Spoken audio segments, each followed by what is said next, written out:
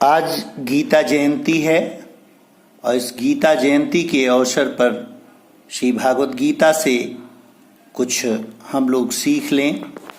श्री भागवत गीता संपूर्ण वेद शास्त्रों का निचोड़ है। श्री भगवान ने इसको अपना हृदय बताया है। इसका स्वाध्याय करने वाला व्यक्ति एक साथ आत्म कल्याण एवं लोक कल्याण दोनों का सहज ही संपादन करके भक्ति एवं मुक्ति का अधिकार प्राप्त कर लेता है।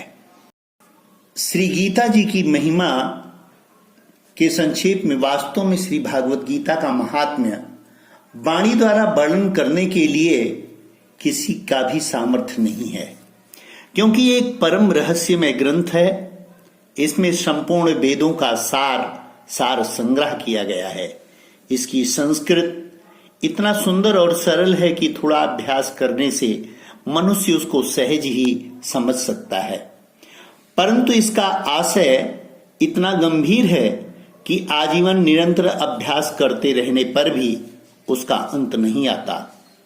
प्रतिदिन नए नए भाव उत्पन्न होते रहते हैं। इससे ये सदैव नवीन बना रहता है एवं एकाग्रचित होकर श्रद्धा भक्ति सहित विचार करने से इसके पद पद में परम रहस्य भरा हुआ प्रत्यक्ष प्रतीत होता है। भगवान के गुण, प्रभाव और मर्म का वर्णन जिस प्रकार इस गीता शास्त्र में किया गया है, वैसा अन्य ग्रंथों में मिलना कठिन है, क्योंकि प्रायः ग्रंथों में कुछ न कुछ सांसारिक विषय मिला रहता है।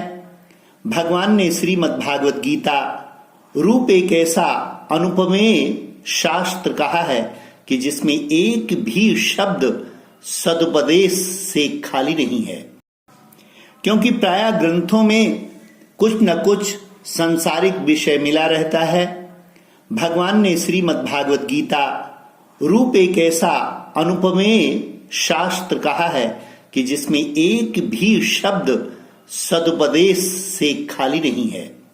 श्री वेद व्यास जी ने महाभारत में गीता जी का वर्णन करने के उपरांत कहा है, गीता सुगीता कर्तव्या किमन्य शास्त्र विस्तरे या स्वयं पद्मनाभस्य मुख पद्मादि विनाश्यता।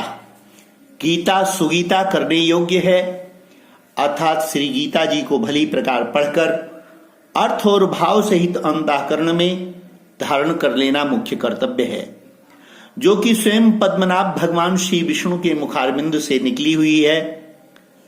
अन्य शास्त्रों के विस्तार से क्या प्रयोजन है?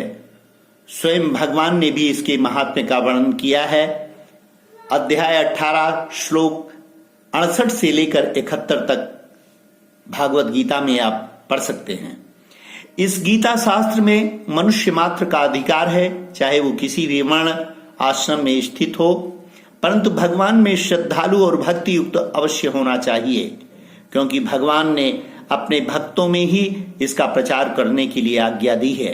तथा ये भी कहा है कि स्त्री, वैश्य, शूद्र और पाप योनि भी मेरे परायण होकर परम गति को प्राप्त होते हैं।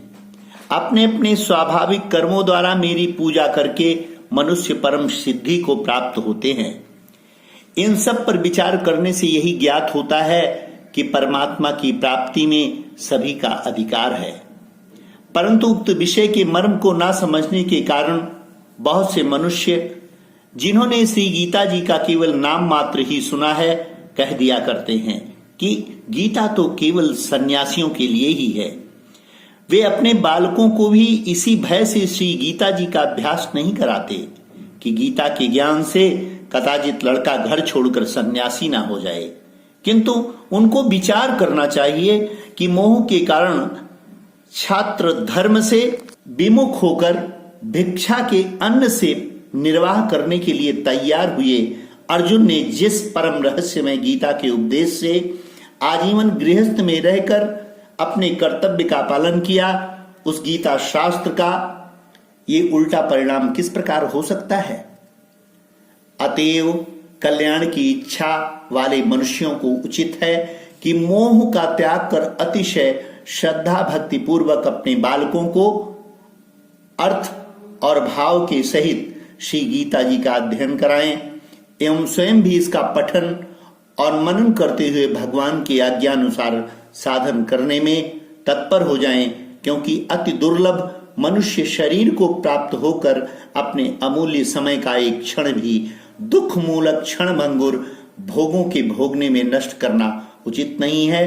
इसी के साथ गीता जयंती के अवसर पर आप सबको गीता जयंती के लिए बहुत बहुत शुभकामनाएं।